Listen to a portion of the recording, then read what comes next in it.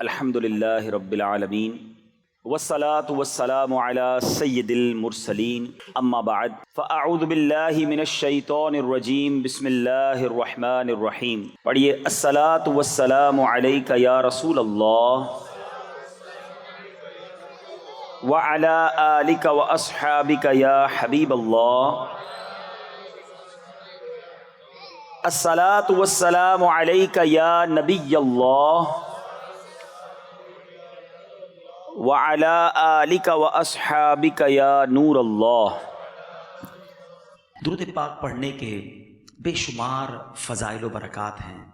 کعبے کے بدر الدجا، طیبہ کے شمس الضحیٰ، دافع جملہ بلا، شافع یوم جزا، صلی اللہ تعالیٰ علیہ وسلم کا فرمان عالی شان ہے. حدیث پاک کا مضمون ہے کہ بے شک تم میں سے میرے قیامت کے دن سب سے زیادہ نزدیک وہ ہوگا جس نے دنیا میں مجھ پر سب سے زیادہ درود پاک پڑھے ہوں گے. یہ بظاہر تو ون لائنر حدیث ہے، لیکن اگر اس حدیث کے پیچھے جو ریوارڈ ہے، جو انعام ہے، اس پر غور کیا جائے تو اٹس ناٹ آرڈنری تھنگ. کیونکہ قیامت کا دن جو ہے نا، the most difficult day, the day of judgment, قیامت کا دن بہت خطرناک دن ہے. اس سے زیادہ خوفناک دن نہ کبھی آیا نہ پھر کبھی آئے گا. اور اس دن تکلیفوں کا عالم یہ ہوگا کہ زمین تانبے کی، کبھی سخت گرمی پڑ رہی ہو اور آپ پسینے سے گھر آئیں، پسینے سے شرابور ہوں، اور آپ سے کوئی سوال و جواب شروع کر دے. گھر والے بھی پوچھتے ہیں تو آپ کہتے ہیں بھی تھوڑی دیر رک جاؤ، ابھی مجھے تھوڑا سانس لینے دو، اس وقت میں اس کیفیت میں نہیں ہوں کہ تم سے بات کر سکوں. ٹھیک ہے. اسی طرح سخت گرمی میں ہمیں کوئی اپنے گھر کے باہر 5 منٹ کھڑا کر دے، 5 منٹ، شاید 5 منٹ بھی ہم سے کھڑا نہ رہا جائے، ہم اتنے پسینے سے شرابور ہو جاتے ہیں. قیامت کا دن 50,000 سال کا دن ہوگا اور لوگ اپنے پسینے میں ڈبکیاں کھا رہے ہوں گے. علمان والا فیس. پھر صرف یہی ایک تکلیف بھی بہت تھی. اب اس میں حساب و کتاب ہوگا، نامہ اعمال کھولے جائیں گے، پل صراط سے گزارا جائے گا، میزان پر اعمال تولے جائیں گے. کوئی ایک پرابلم ہو تو بتایا جائے. سب کے سامنے سب کچھ کھل رہا ہوگا. آج ہم یہاں بیٹھے ہیں، ہمارے عیب چھپے ہوئے ہیں. لوگ تو ہمیں معزز سمجھتے ہیں نا، لوگوں کو تو نہیں پتا کہ ہماری کون کون سی خطائیں ہیں. ہم جانتے ہیں، رب جانتا ہے. مگر اس دن ساری دنیا کے سامنے نامہ اعمال کھلیں گے. خوش نصیب ہوں گے جن کے اعمال نامے پر پردہ ڈالا جائے گا اور جنہیں بلا حساب جنت میں داخل کیا جائے. اس ساری سچویشن میں اتنے ڈیفیکلٹ دن، وہ کون سی ہستی ہوگی جس نے کام آنا ہے؟ وہ کون ہوگا جس کی بات سنی جائے گی؟ وہ کون ہوگا جو شفاعت کریں گے؟ There is nobody else سوائے رسول پاک علیہ الصلوۃ والسلام کی اور کوئی نہیں ہوگا جو اس دن شفاعت کریں گے. گناہ گاروں کو اللہ کی بارگاہ سے شفاعت کر کے جنت کی طرف لے جائیں گے. ان تمام مشکلوں سے نکالیں گے. اور کیسے نکالیں گے؟ بریلی کے تاجدار امام اہل سنت، امام عشق و محبت اعلیٰ حضرت ایک نقشہ کھینچتے ہیں اور بتاتے ہیں کہ ٹھیک ہے، بہت ڈیفیکلٹ ڈے ہے، پیاس بہت لگے گی، مگر آپ لکھتے ہیں ٹھنڈا ٹھنڈا، میٹھا میٹھا، پیتے ہم ہیں پلاتے یہ ہیں. ایک ایسا دن جب ماں بھی نہیں پوچھے گی، والد بھی قریب نہیں آئے گا، لوگ ایک دوسرے کو پہچاننے سے انکار کر دیں گے. مگر کون ہوگا جو وہاں بھی کرم فرمائیں گے؟ اعلیٰ حضرت لکھتے ہیں ماں جب اکلوتے کو چھوڑے، آ آ کہہ کے بلاتے یہ، باپ جہاں بیٹے سے بھاگے، لطف وہاں فرماتے یہ ہیں. اعمال نامے کھولے جائیں گے، عیب کھل رہے ہوں گے، مگر رنگے بے رنگوں کا پردہ دامن ڈھک کے چھپاتے یہ ہیں. اپنی بنی ہم آپ بگاڑے، کون بنائے؟ بناتے یہ ہیں. اب ذرا آگے چلیے. جب وزن ہلکے ہو رہے ہوں گے تو اپنے کرم سے ہم ہلکوں کا پلہ بھاری بناتے یہ ہیں. پل صراط سے گزرنا ہوگا تو سلم سلم کی ڈھارس سے پل سے پار چلاتے یہ ہیں. ذرا غور تو کیجئے، وہ کون سی مشکل ہے جہاں نبی پاک موجود نہیں ہوں گے. واللہ واللہ میرے آقا سے محبت کیوں نہ کی جائے، کیوں نہ ان سے ٹوٹ کر پیار کیا جائے. ارے وہ دن جب ماں نہیں قریب آئے گی، والد قریب نہیں آئے گا. آقا اپنے امتیوں کو تلاش کر رہے ہوں گے. ایک صحابی رسول نبی پاک کی بارگاہ میں حاضر ہوئے، عرض کرتے حضور یہاں جب بھی جی گھبراتا ہے آپ کا دیدار کرتے ہیں دل کو ٹھنڈک پڑ جاتی ہے، آپ کے دیدار سے آنکھیں ٹھنڈی ہو جاتی ہیں. قیامت کے دن تو آپ کے پاس بہت سارے انبیاء، صدیقین، شہداء ہوں گے. حضور اس وقت آپ کو کہاں ڈھونڈیں گے؟ کبھی امیجنیشن کی ہے آپ نے قیامت کے دن کی؟ میں آپ کو ایک امیجنیشن بتاتا ہوں، ایک تصور بتاتا ہوں. جو حج پر گئے میری بات جلدی سمجھ جائیں گے. حج کے دن عرفات کے میدان کا منظر ذرا یاد کیجئے. 30 لاکھ 35 لاکھ لوگ ہوتے ہیں نا، اور کتنے ہوتے ہیں؟ 40 لاکھ. مگر جس کو تواڑی پنجابی وچ کہتے کہ رش کہتے کس کو ہے، لگ پتا جاتا ہے. ایک عوام کس کو کہتے ہیں، کراؤڈ کس کو کہتے ہیں. ایک بندہ بچھڑے پھر ملنا مشکل، اس قدر عوام. کبھی سوچا قیامت کے دن کتنے لوگ ہوں گے؟ فرام دا فرسٹ ڈے، حضرت آدم علیہ السلام سے لے کر ٹل دا ڈے آف ججمنٹ، قیامت کے دن تک اس زمین پر جتنے لوگ آئیں گے، اربوں خربوں، یہ سب محشر کے میدان میں ہوں گے. 40 لاکھ کے مجمع میں گھبرا جاتے ہیں ہم. اربوں کے مجمع میں کیسے ڈھونڈیں گے نبی پاک کو؟ کیسے جائیں گے نبی پاک کے قریب؟ کیسے مانگیں گے ان سے شفاعت؟ کیسے ان سے جناب آب کوثر کا پیالہ طلب کریں گے؟ کیا ریلیونٹ کوسچن تھا نا کہ حضور آپ کو تلاش کدھر کریں گے؟ سنو نبی پاک نے کیا جواب دیا. آقا فرماتے ہیں، حدیث پاک کا مضمون ہے، اگر مجھے تلاش کرنا ہونا تو حوض کوثر پر آ جانا، اپنے پیاسے امتیوں کو جام پلا رہا ہوں گا. کہ حضور اگر وہاں نہ پاؤں تو ایسا کرنا، پل صراط پر آ جانا، اپنے امتیوں کو پل سے پار چلا رہا ہوں گا. حضور اگر وہاں نہ ملے تو وہاں نہ ملوں تو میزان پر آ جانا، جہاں میرے امتیوں کے اعمال تولے جا رہے ہوں گے، ان کے پلڑے بھاری کر رہا ہوں گا. اللہ اکبر. کیوں اتنی فکر ہے اپنے امتیوں کی ہیں؟ اور انبیاء قیامت کے دن کہیں گے اذهبوا الی غیری، کسی اور کے پاس جاؤ.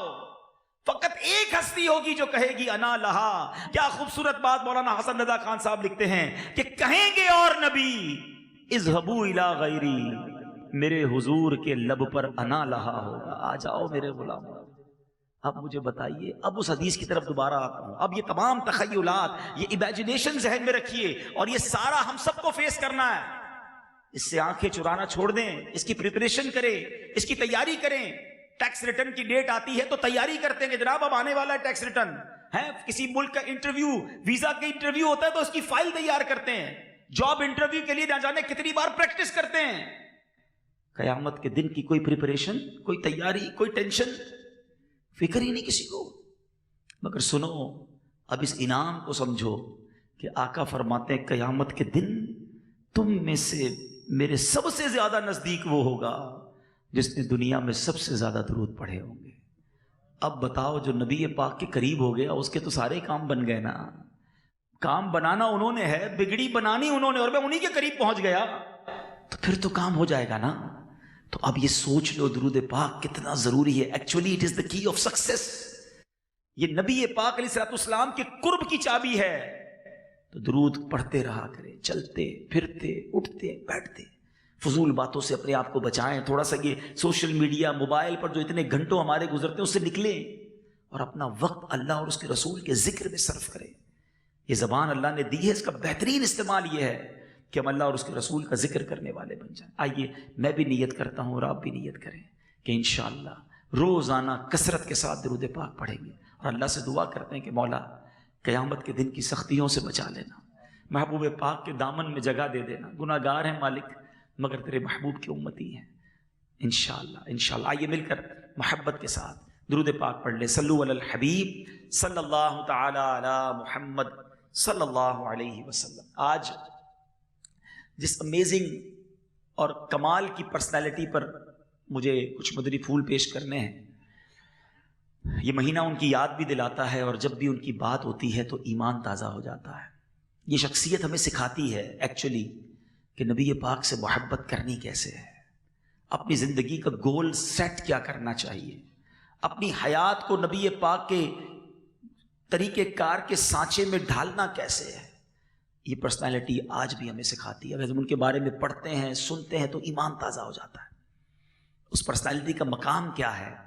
ایک بار نبی پاک علیہ الصلوۃ والسلام نے صحابہ اکرام کے سامنے ایک بڑا خوبصورت فرمان ارشاد فرمایا، اور آقا علیہ الصلوۃ والسلام نے فرمایا کہ اچھی خصلتیں، حدیث پاک کا مضمون ہے 360 ہیں اچھی عادتیں، بیسٹ ہیبٹس 360 ہیں.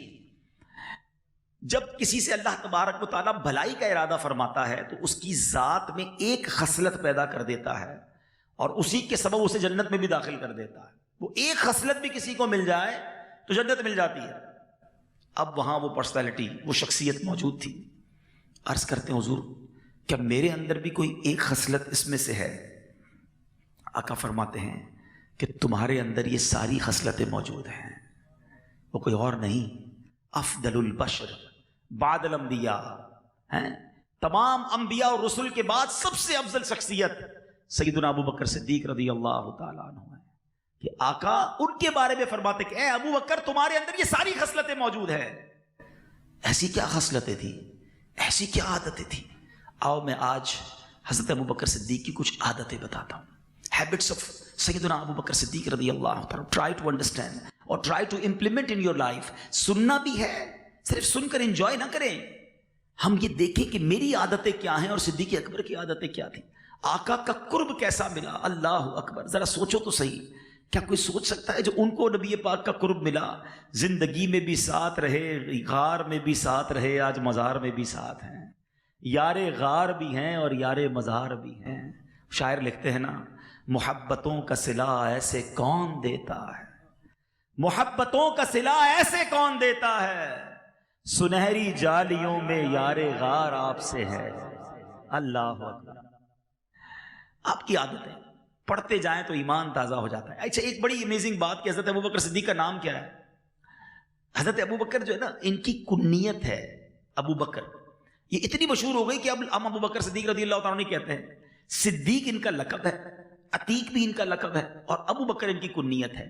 ان کا اصل جو نام ہے نا، یہ ہمیں پتا ہونا چاہیے کہ آپ کا نام عبداللہ، ٹھیک ہے، آپ کا نام عبداللہ ہے اور یہ آپ کا لقب ہے عتیق اور صدیق.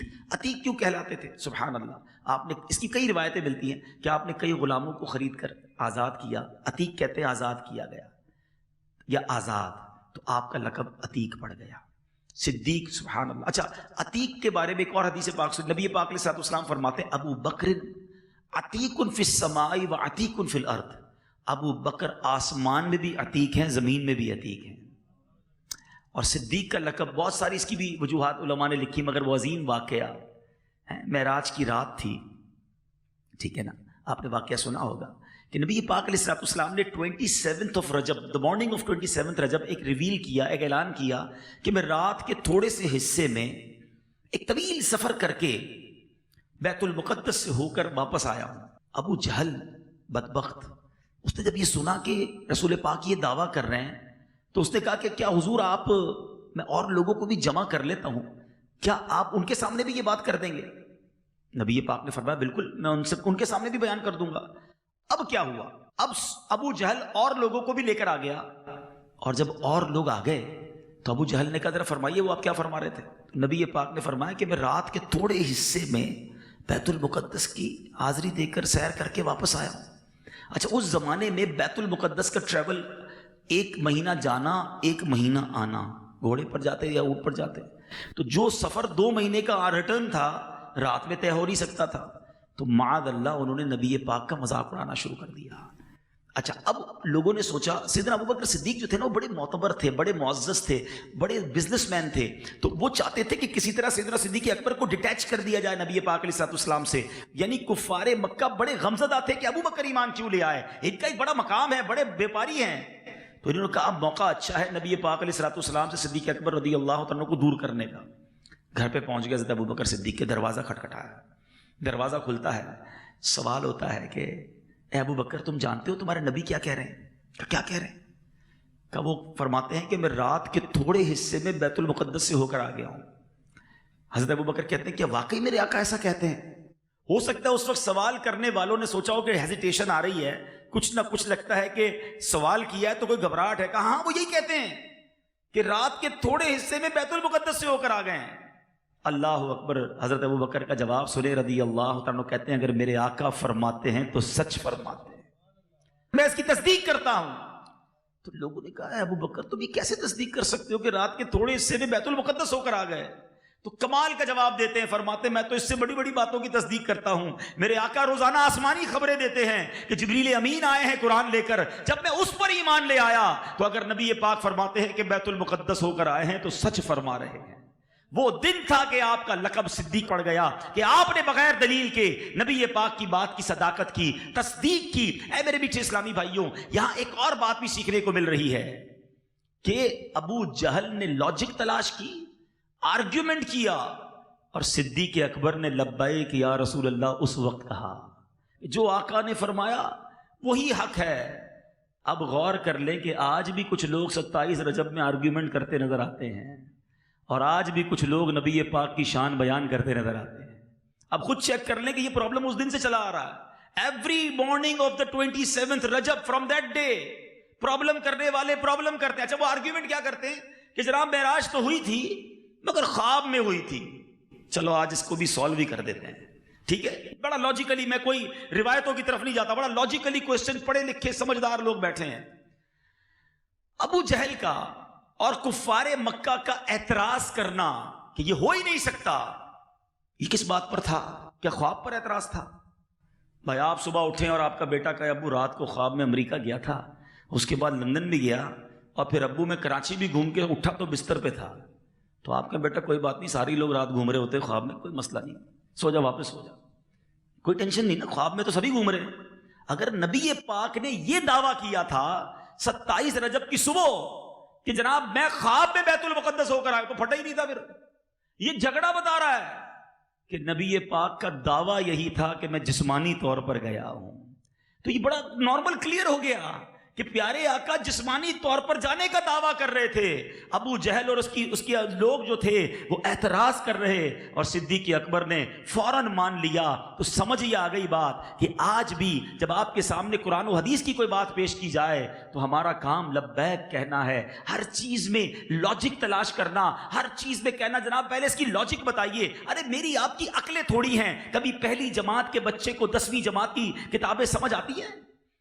میٹرک کے اسٹوڈنٹ کو MBBS کی کتابیں سمجھ آ سکتی ہیں؟ ارے ہم دنیا میں اپنا ڈسٹینس رکھتے ہیں، یار ابھی پہلی جماعت میں اس کو 10ویں جماعت کی کتاب نہ دو۔ میری آپ کی عقلیں تھوڑی، اللہ کی شان، اس کی قدرت کے نظارے، اس کے حبیب کو اس نے کیا اختیارات دیے، ضروری ہے ہر بات میری عقل میں آئے۔ اگر حدیث کے ذریعے، قرآن کے ذریعے یہ بات پہنچی ہے تو جو پنجاب کے لوگ کہتے ہیں وہ صحیح کہتے ہیں کہ اسی منن والے ہیں، سوچن والے نہیں ہیں۔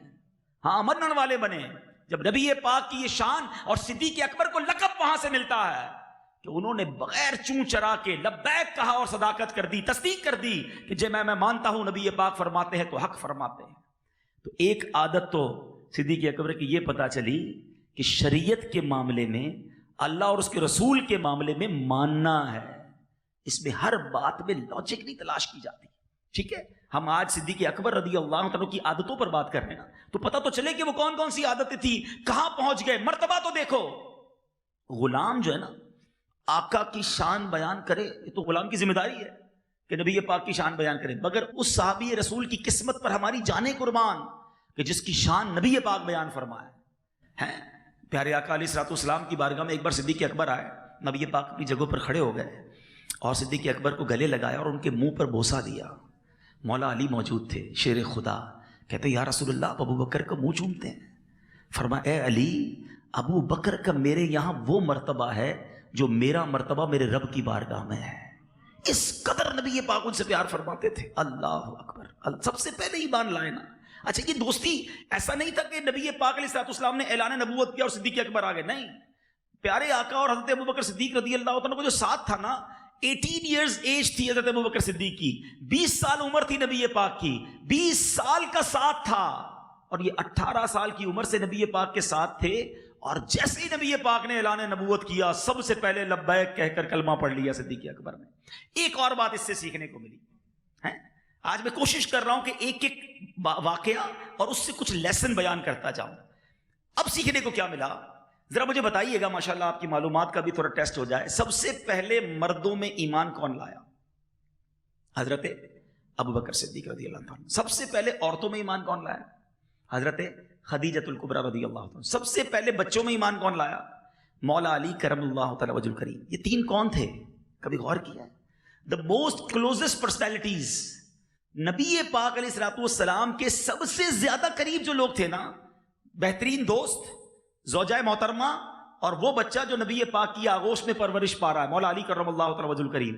یعنی اس کا مطلب کیا ہوا کہ آج دنیا میں کسی شخص کو دور سے دیکھے نا بعض اوقات بڑا اچھا لگتا ہے، قریب جائے تو بندہ کہتا ہے میں تو کچھ اور ہی سمجھ رہا تھا. جب تک کاروبار نہیں کیا تھا تو بڑا سچا دکھتا تھا، کاروبار کیا تو لگ پتا گیا کہ یار اس کی تو باتیں ہی دوسری ہیں.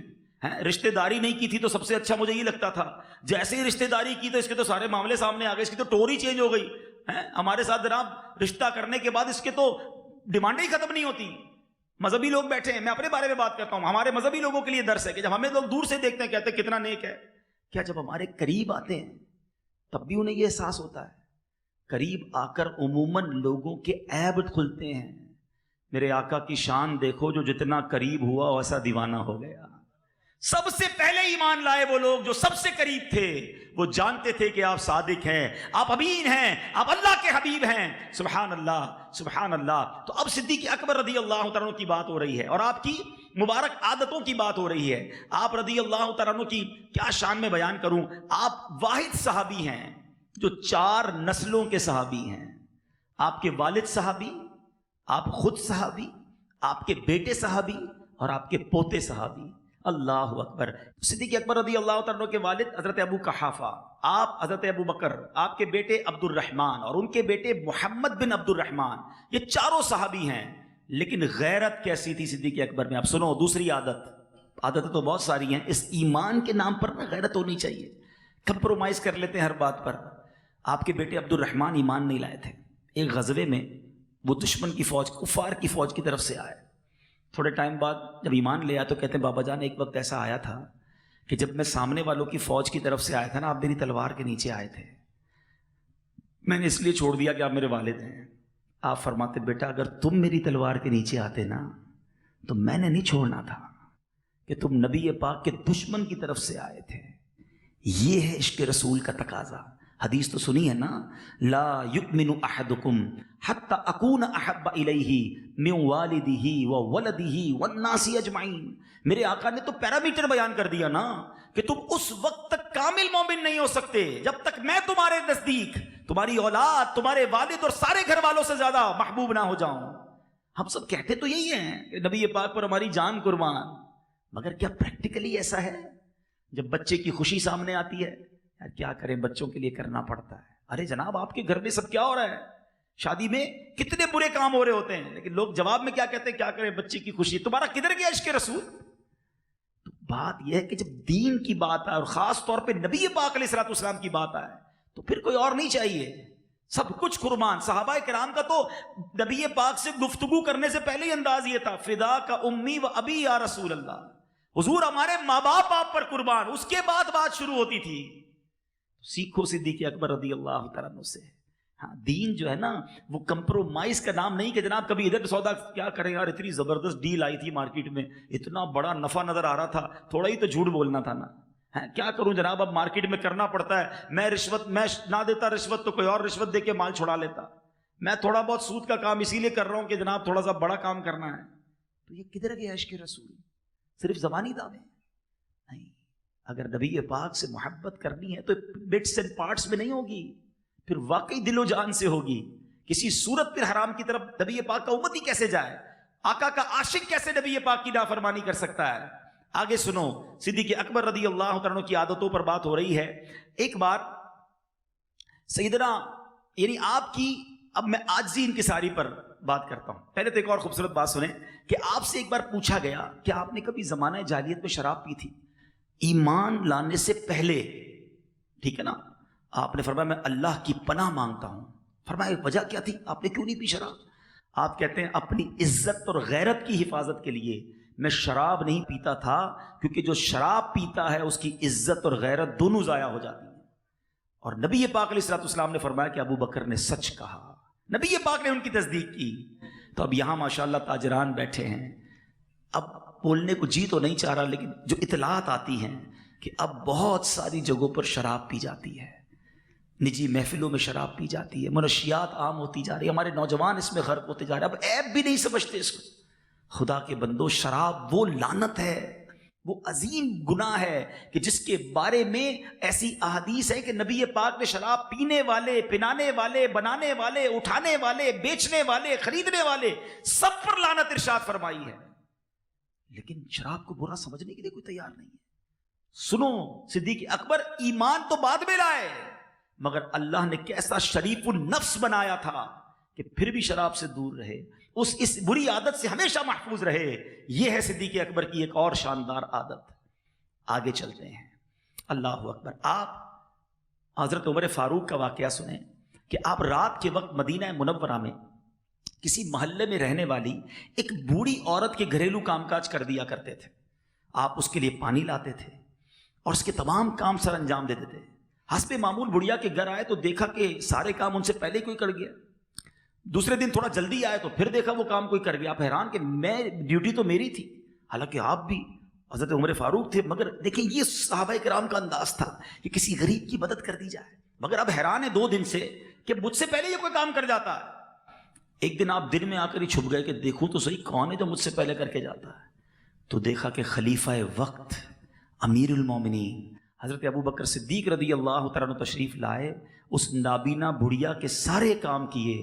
آپ حیران ہوئے، خلیفہ ہونے کے باوجود ایسے کام؟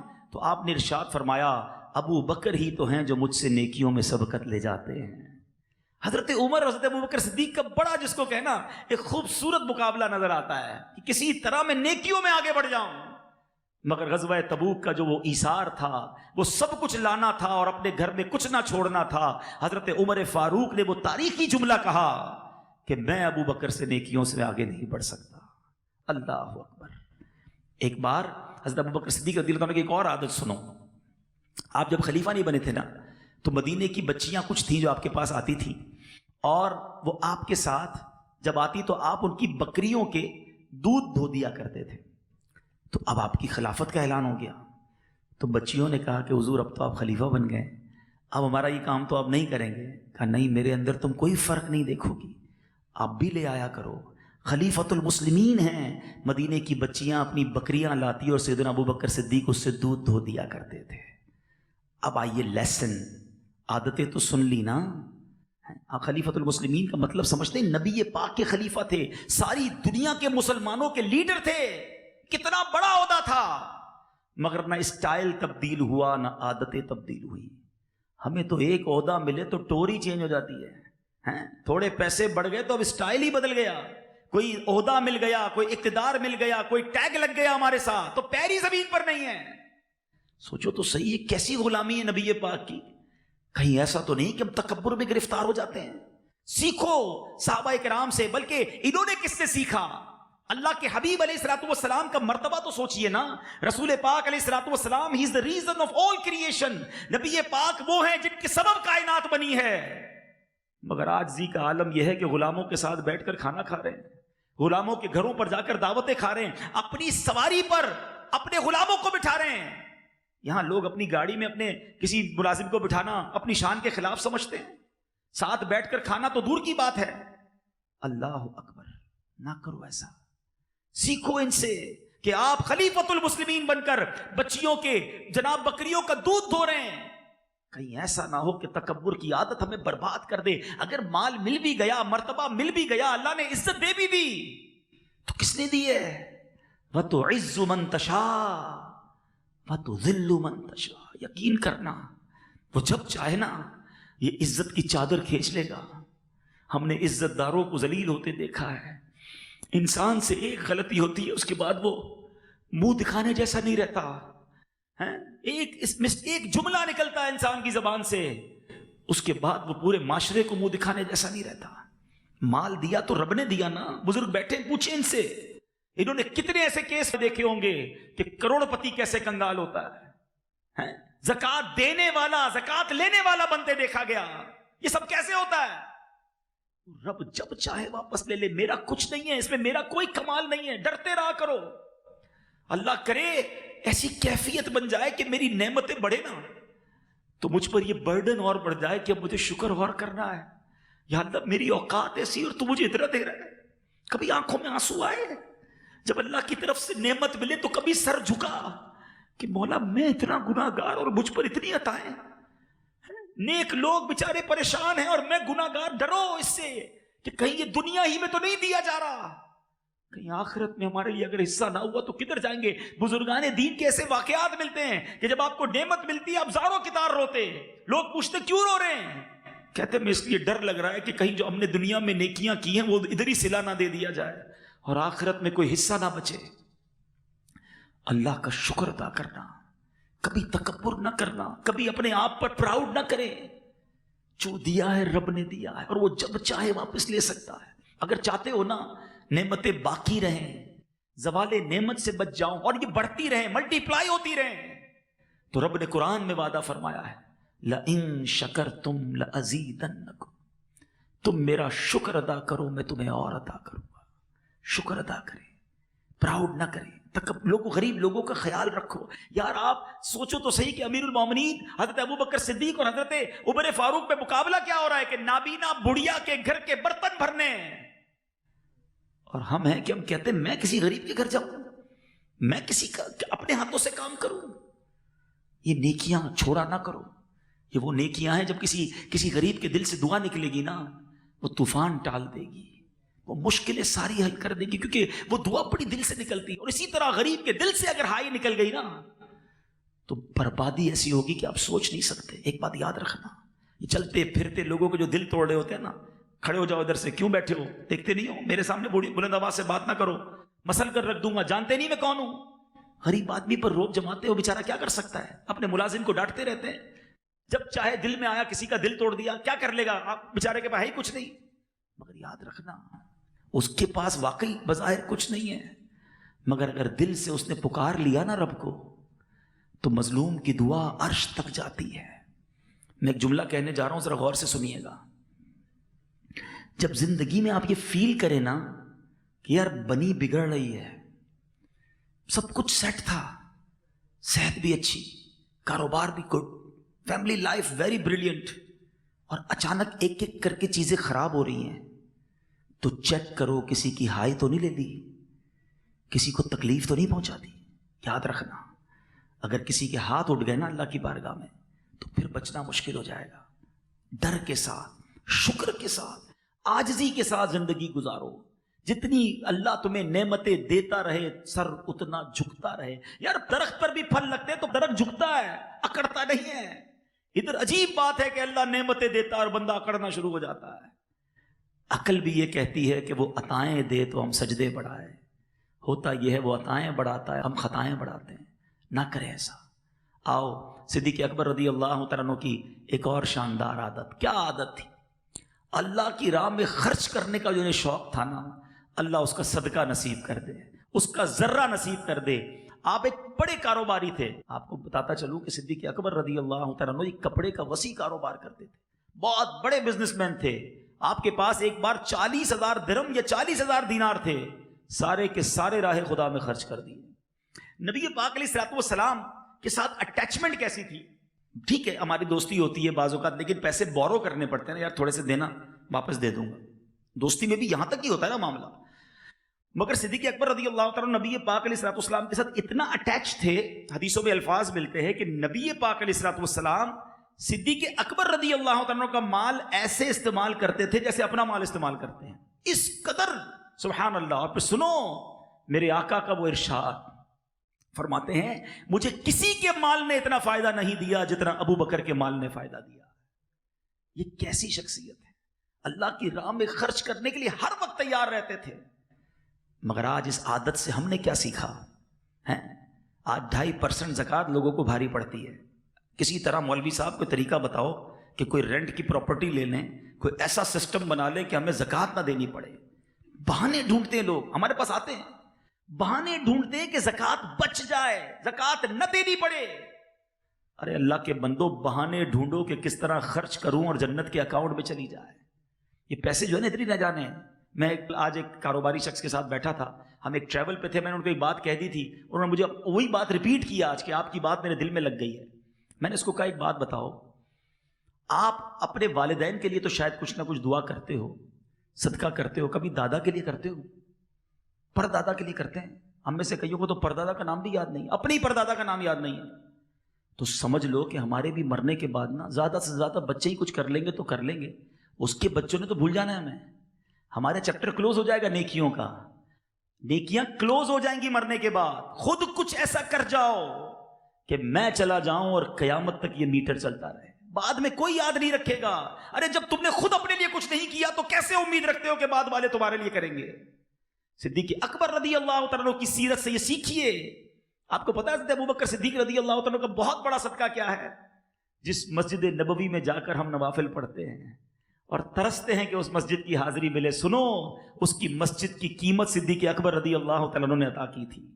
نبی پاک نے صدیق اکبر کے مال سے اس کی رقم پیش کی تھی یتیم بچوں کو، اور آج مسجد نبوی موجود ہے. سبحان اللہ، صبح قیامت تک کروڑا کروڑ لوگ جو حاضری دیں گے مسجد نبوی میں، نمازیں ہوں گی، اذانیں ہوں گی، سجدے، تلاوت، یہ سب کا ثواب صدیق اکبر رضی اللہ تعالیٰ کے اکاؤنٹ میں جا رہا ہے. یہ ہے وہ نیکیاں. چلے ہم مسجد نبوی میں حصہ نہیں ملا سکے، یہاں دنیا میں تو مسجد بنا سکتے ہیں نا. سیکھو ان کی عادت سے، اور یہ کمال کا انویسٹمنٹ ہے. کوئی یہ نہ سمجھے کہ میں دعوت اسلامی کے لیے مسجد بنانے کی بات کر رہا ہوں. ارے آپ خود بنائیے، خود چلائیے، بناؤ تو صحیح. کیونکہ اللہ کے حبیب علیہ الصلوۃ والسلام فرماتے ہیں جو اللہ کے لیے مسجد بناتا ہے اللہ اس کے لیے جنت میں گھر بناتا ہے.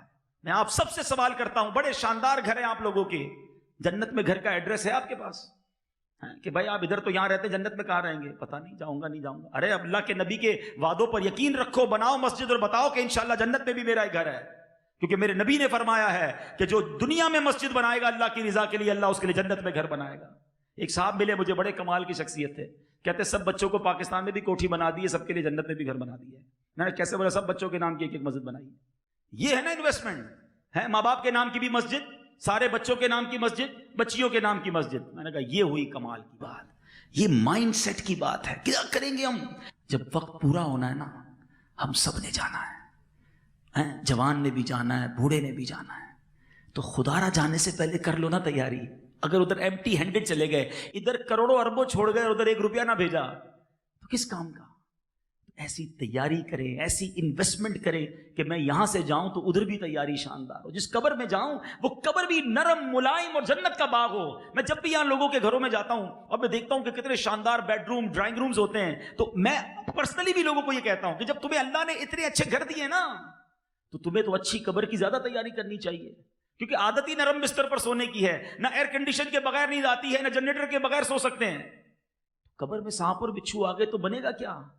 جس طرح آپ یہاں سے کراچی جاتے تو پہلے پوچھتے ہیں ہوٹل کون سا ہوگا، اب تو لوگ اس ہوٹل کی کیٹیگریز اور اس کے ریویوز پڑھتے ہیں کہ یار ذرا بتاؤ رہنے والوں نے کیا کہا تھا، کمفرٹیبل تھا کہ نہیں، باتھ روم اچھا تھا، بریک فاسٹ ٹھیک تھا کہ نہیں، بیڈ کیسا تھا. ایچ اینڈ ایوری ہم جناب اس کی باریکی کو چیک کرتے ہیں کہ رہنا 1 دن ہے 2 دن، لیکن یہاں ذرا ریویو دیکھو کیسا ہے، ہوٹل کا ویو کیسا ہے، صاف ستھرا ہے کہ نہیں. ارے جدھر 1 دن رہنا ہے ادھر کے ریویو پڑھ رہے ہو، ادھر کی تیاری کر رہے ہو. جدھر قیامت تک رہنا ہے میں بتاتا ہوں اس کا ریویو کیا ہے، میں بتاتا ہوں اس کی کیٹیگری کیا ہے، 5 اسٹار ہے یا کیا ہے میں بتاتا ہوں. میں کیا بتاؤں گا؟ اللہ کے حبیب علیہ الصلوۃ والسلام فرماتے ہیں کہ قبر 2 طرح کی ہوتی ہے. دیر از نو تھرڈ آپشن.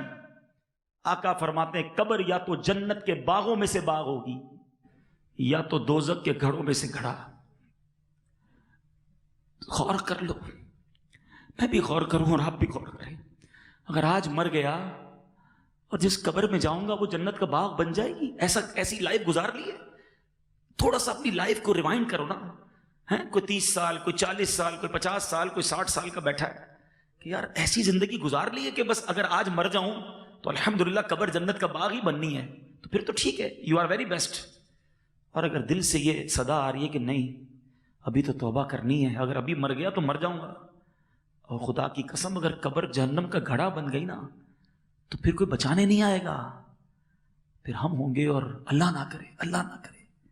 پلیز سیکھو صدیق اکبر رضی اللہ تعالیٰ کی سیرت سے آخرت کی تیاری، اپنے مال کے ذریعے، اپنے اعمال کے ذریعے، اپنے کردار کے ذریعے. باتیں تو بہت ساری ہیں، میرے پاس تو بہت ساری عادتیں ہیں، مگر ظاہر ہے کہ بیان کا بھی ایک ٹائم ہوتا ہے. میں ایک آخری بات، صدیق اکبر رضی اللہ تعالیٰ صدقہ دیتے تھے نا، اس صدقے کے ساتھ ساتھ ظاہر ہے کہ انہوں نے کچھ لوگوں کے منتھلی باندھ دیے تھے، یا یوں سمجھے کہ اخراجات اپنے ذمے لے لیے تھے، ٹھیک ہے نا. تو ایک بار صدیق اکبر رضی اللہ تعالیٰ عنہ نے ایک صحابی رسول جو تھے، جن کو آپ نے پیسے دیتے تھے آپ، ان سے جو ہے وہ کچھ تکلیف پہنچی. تو آپ نے قسم کھا لی کہ میں اب اس کو پیسے نہیں دوں گا، اب اس کی مدد نہیں کروں گا۔ ہمارے ساتھ بھی کبھی کبھی ایسا ہوتا ہے کہ دیکھیں جس کے ساتھ بھلائی کرے وہی بندہ ہمیں تنگ کر رہا ہے، آپ اس کا خرچہ بند کر دو، بدلہ لیتے ہیں نا، اس نے برا کیا تو ہم نے بھی بند کر دیا۔ سنو، صدیق اکبر رضی اللہ تعالیٰ عنہ نے جب یہ کیا نا تو قرآن کی آیت نازل ہوئی۔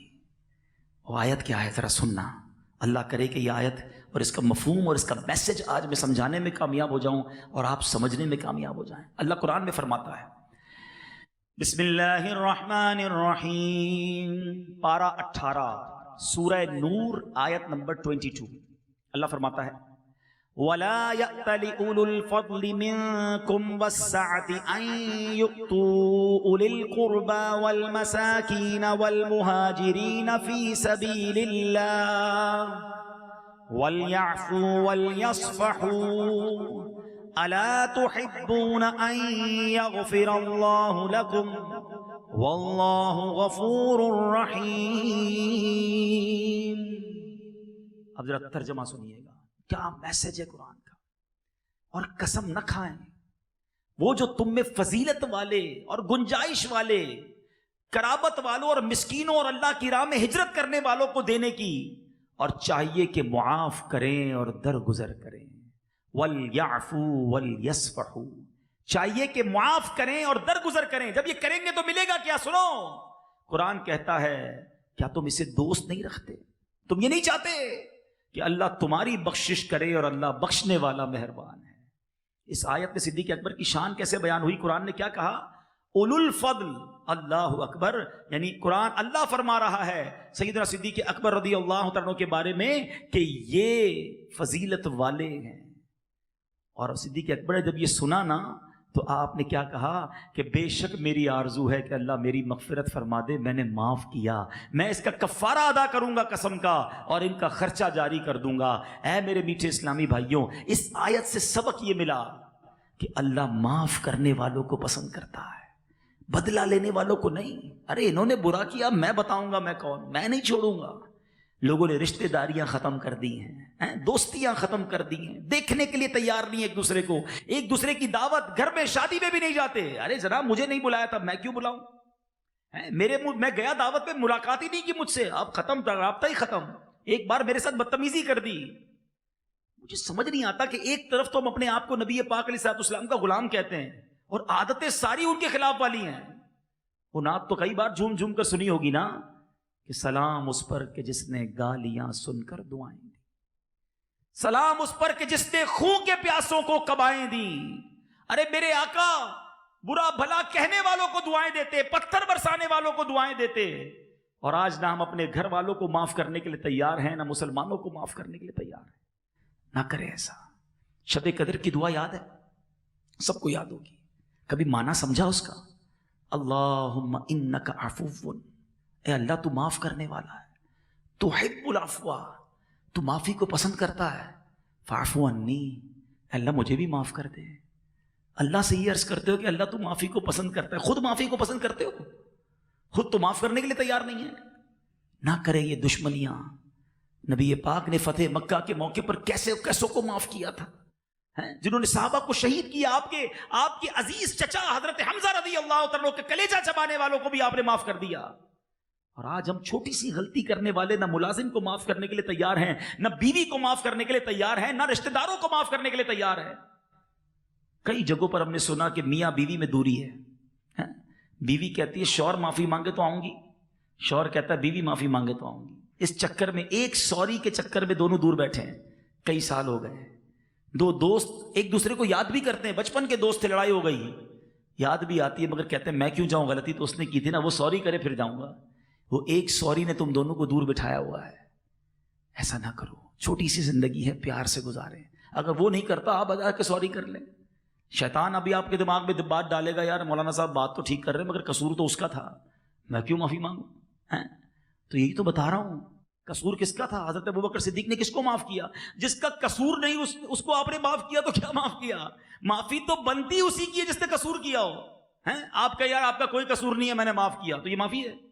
معافی تو یہ ہے کہ قصور اس نے کیا پھر بھی معاف کر دیں۔ وَلْيَعْفُوا وَلْيَصْفَحُوا، اللہ کرے یہ جملہ یاد ہو جائے نا، جب غصہ آنے لگے نا، جب بدلہ لینے کو جی چاہے، جب ریونج کو جی چاہے، یہ آیت کا جملہ یاد کر لو، وَلْيَعْفُوا وَلْيَصْفَحُوا۔ اور اللہ نے آگے فرمایا کہ کیا تم اس بات کو پسند نہیں کرتے کہ اللہ تمہیں معاف کر دے؟ اگر ہم معاف نہیں کریں گے نا، اور اگر ہمیں معاف نہ کیا گیا تو حدیث پاک ہے جس کا مضمون ہے کہ جو رحم نہیں کرتا اس پر رحم نہیں کیا جائے گا، اور جو معاف نہیں کرتا اسے معاف نہیں کیا جائے گا۔ اب آپ چیک کر لیں، بدلے لیتے رہیے، اگر ہمیں پکڑ لیا گیا ہم کدھر جائیں گے؟ ہماری کتنی گناہ ہیں، ہماری کتنی خطائیں ہیں۔ بندوں کو معاف کرو اس نیت سے کہ اللہ میں نے بندے کو معاف کیا، تو رحمان ہے، تو مجھے معاف کر دے۔ اللہ کرے کہ دل میں اتر جائے میری بات، دشمنیاں ختم کر دیں۔ ہماری میمنی کا ایک جملہ بڑا پیارا ہے، جو نمیوں وہ اللہ کے گمیوں، نم جائیے، جھک جائیے، معافی مانگ لیجیے، آپ کا قصور نہیں پھر بھی مانگ لیجیے، فون کر لیجیے، بھائی معاف کر دو یار، غلطی ہو گئی۔ اچھا، اب معافی بھی بعض اوقات مانگنے نہیں آتی ہے، کچھ لوگوں کی معافی بھی ایسی ہوتی ہے جو قابل معافی ہوتی ہے، بھائی دیکھو معافی مانگ رہا ہوں، معاف کرنا ہے تو کر دو، پھر نہیں مانگوں گا۔